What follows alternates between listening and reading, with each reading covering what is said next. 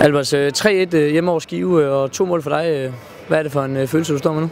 Det er dejligt, utroligt dejligt, og ikke mindst vinde, men selvfølgelig også at få scoret på mål. Vil du lige fortælle, hvad der sker i de 2 sessioner, hvor du får den ene over stregen? Jamen, vi har faktisk egentlig øvet en del hjørnespark på det sidste, så den bliver slået rigtig godt fra Emil Sjæl mod forreste stang, hvor jeg dropper lidt ud og kommer fri fra min vand og får den lagt ind. Jeg kan egentlig ikke se, hvordan den ryger ind, eller hvordan den er ledet, men jeg ser den bare ramme ind i netmaskerne, så det er selvfølgelig dejligt. Samme Sjæl kommer godt fri over i venstre siden, og han kan så få den imellem keeperen og deres bagkæde, hvor der er en relativt let scoring.